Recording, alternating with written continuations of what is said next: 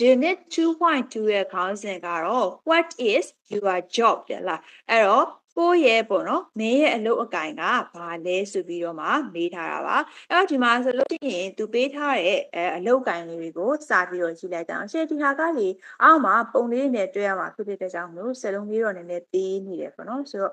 ဒီမှာတော့စလုံးလေးကိုနည်းနည်းပြန်ပြီးတော့ချိန်ပေးပါမယ်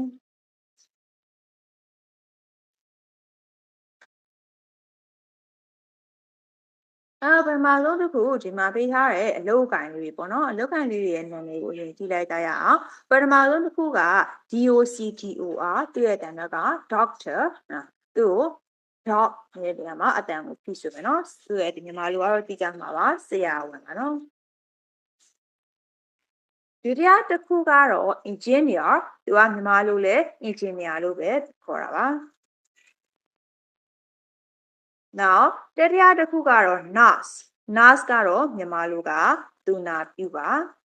နောက်တစ်ခုက shop assistant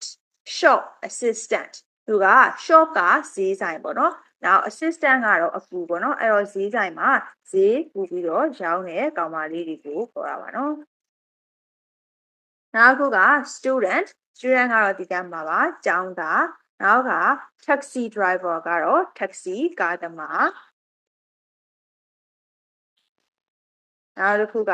teacher ကဆရာမနောက်ဆုံးတစ်ခုကတော့ waiter ကကြတော့စပွဲတို့ပုံမှာသူကအမျိုးသားစပွဲတို့ကို waiter လို့ခေါ်တာပါเนาะအဲ့တော့ဒီမှာဆိုလို့ရှိရင် doctor engineer nurse shop assistant student နောက်က taxi driver teacher waiter အဲ့ဒါတွေပါပါတယ်ပေါ့เนาะအဲ့တော့ဒီမှာပေါ့နော်သူကဒီမှာပါတဲ့ကျောင်းသားဒီအလုပ်အကင်တွေပေါ့နော်ဆိုတာကိုပြောပြီးတော့ကြည့်ကြရအောင် International Language School Malta သူကနေပြောမှာ What is your job now နဲ့မင်းရဲ့အခုလက်ရှိ What is your job job ဆိုတာအလုပ်အကင်ပေါ့နော် NOW now ဆိုတာကအခုဟလားမင်းရဲ့အခုအလုပ်အကင်ကဘာလို့နဲ့ post a photo ဓာတ်ပုံတင်ပါ and tell your friends မင်းရဲ့တငယ်ချင်းတွေကိုပြောပြပေးပါဆိုပြီးတော့မှာClass of 2012 က2012ခုနှစ်ကအတန်းကကလေးပေါ့နော်အဲ့ကလေးတွေကိုသူကမေးထားတဲ့ဟာလေးပေါ့နော်အဲ့တော့ရှင်တို့ကဒီမှာပေးထားတဲ့ဒီအလုပ်အကင်ကြီး၈ခုပေါ့နော်ကိုအောက်မှာရှိတဲ့လူလေးတွေနဲ့ပြန်ပြီးတော့လိုက်ပြီးတော့တွဲကြည့်ပေးရမှာပါအဲ့တော့ဒီမြန်မာလူလေးတွေကိုမှတ်စာအုပ်ထဲမှာမသိရပါလို့ရှင်းမှတ်ထားပေးပါနော်ပြီးတော့ဒီဟာလေးတွေကိုသေချာချက်ထားပေးပါချက်ဖြတ်ပြီးနော်အဲ့တော့နောက်တစ်ခုကတော့ဒီဟာကိုပြန်ပြီးတော့အောက်ကတွဲရမှာဆိုတော့ရှေ့ဒီမှာအောက်ကပုံလေးတွေကိုပြပေးပါမယ်ဒီမှာဆိုလို့ရှိရင်Eric Haas သူကချောင်းဒီမှာဒါသူ့ရဲ့လုပ်ကိုင်တာပါလဲပေါ့နော်ဒီ Saudi Arabia မှာ Hassan Khan ပေါ့နော်နောက်ကဒီ France ကပေါ့နော်